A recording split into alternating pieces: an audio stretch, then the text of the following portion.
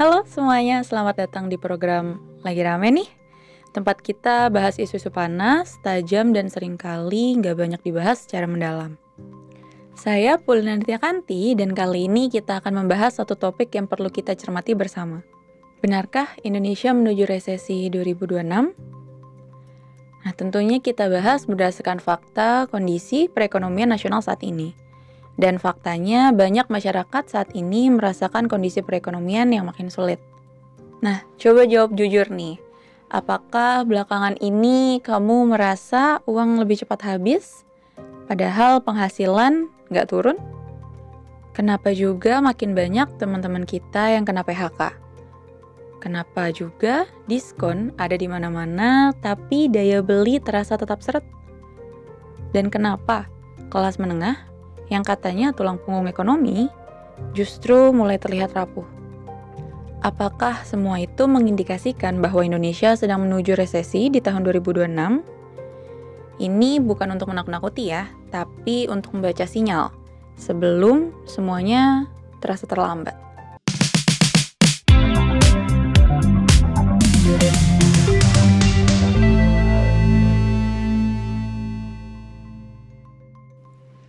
Ekonomi Indonesia itu unik. Lebih dari separuh pertumbuhan kita ditopang oleh konsumsi rumah tangga. Ini artinya kalau kelas menengah belanja, ekonomi ikut tumbuh. Tapi kalau mereka menahan diri, ekonomi ikut melambat. Sekarang pertanyaannya, apakah kelas menengah masih sekuat dulu? Harga kebutuhan pokok naik, biaya pendidikan naik, biaya kesehatan naik. Cicilan rumah dan kendaraan juga tertekan suku bunga. Secara nominal mungkin gaji naik, tapi secara real banyak yang merasa stagnan. Inilah yang berbahaya. Karena krisis tidak selalu datang dengan ledakan. Kadang dia datang pelan-pelan lewat erosi daya beli. Nah, kalau kita bandingkan, nih, tahun 1998 krisis terjadi karena rupiah kolaps dan sistem perbankan runtuh. Di tahun 2008, dunia terguncang akibat krisis finansial di Amerika Serikat. Tapi Indonesia relatif stabil karena konsumsi domestik yang kuat. Nah, sekarang justru tulang punggung konsumsi itu mulai menunjukkan tanda-tanda kelelahan. Kita juga melihat fenomena lain. PHK yang tidak masif sekaligus tapi konsisten muncul. Di sektor manufaktur, tekanan datang dari luar negeri. Permintaan ekspor lemah dan order turun. Nah, kenapa? Karena ekonomi global sedang tidak baik-baik saja. Pertumbuhan melambat di Cina, sementara suku bunga tinggi di Amerika Serikat membuat konsumsi dan investasi global ikut tertahan. Kalau dua raksasa ekonomi ini melambat bersamaan, negara seperti Indonesia tidak mungkin tidak terdampak. Di sisi lain, sektor startup juga tidak lagi seperti tahun 2020 hingga 2021. Era bakar uang sudah selesai. Investor lebih selektif dan pendanaan kini lebih mahal. Dulu ekspansif agresif, sekarang efisiensi. Dan efisiensi sering berarti pengurangan karyawan. Ini bukan krisis besar seperti 1998, tapi ini bisa menjadi tekanan struktural jangka menengah.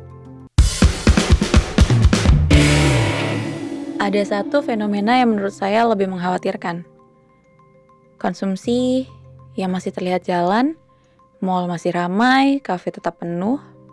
Tapi pertanyaannya, apakah konsumsi itu ditopang pendapatan atau utang? Tabungan masyarakat sempat naik saat pandemi karena mobilitas terbatas. Namun setelah ekonomi dibuka, tabungan itu terkikis. Penggunaan pay later meningkat, kredit konsumtif naik. Kalau konsumsi ditopang utang, bukan kenaikan pendapatan real, maka daya tahannya rendah. Bandingkan lagi dengan tahun 2008. Saat itu sistem perbankan kita lebih siap dan konsumsi domestik benar-benar solid.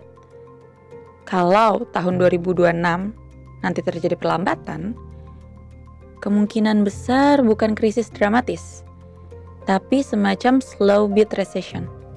Pertumbuhan melambat, PHK bertahap, daya beli turun pelan-pelan, tanpa headline yang besar. Justru ini lebih berbahaya, karena banyak orang tidak merasa sedang dalam krisis. Indonesia bukan pulau ekonomi yang berdiri sendiri. Kalau ekonomi Cina melemah karena krisis properti dan konsumsi domestik lesu, ekspor kita jadi terdampak. Kalau Amerika Serikat mempertahankan suku bunga tinggi lebih lama, arus modal global bisa keluar dari emerging market. Dampaknya, nilai tukar tertekan, biaya impor naik, inflasi bisa kembali menguat. Kombinasi perlambatan global ditambah daya beli domestik yang lemah, ini sama dengan risiko pertumbuhan turun di bawah potensi. Jadi, apakah itu otomatis berarti resesi? Belum tentu. Tapi, sinyal-sinyalnya ada. Saya tidak mengatakan Indonesia pasti resesi. Tapi, ada 3 indikator yang wajib kita perhatikan mulai sekarang. Pertama, pertumbuhan konsumsi rumah tangga.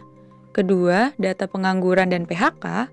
Dan ketiga, neraca perdagangan dan arus modal asing. Kalau 3 ini melemah secara bersamaan, itu bukan lagi sekedar siklus biasa. Sejarah juga mengajarkan kita. Tahun 1998 adalah krisis mendadak. Tahun 2008 adalah krisis global yang relatif bisa kita tahan. Pertanyaannya sekarang, apakah tahun 2026 akan menjadi krisis sunyi yang datang perlahan? Sekarang saya ingin dengar dari kalian. Apakah kalian merasa kondisi ekonomi sedang baik-baik saja? Atau justru mulai terasa berat? Menurut kalian juga ini cuma fase penyesuaian pasca pandemi atau tanda menuju badai berikutnya? Nah, kalau kalian punya pendapat atau pandangan lain tentang topik ini, jangan ragu untuk tulis di kolom komentar ya. Dan jangan lupa untuk like dan subscribe supaya kalian gak ketinggalan episode-episode menarik lainnya. Saya Paulina Nityakanti, sampai jumpa di episode selanjutnya. Tetap kritis, tetap waras.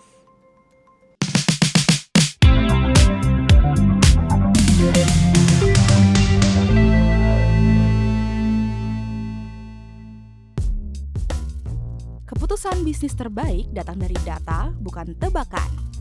Mudah berlangganan Business Insight dengan subscribe with Google.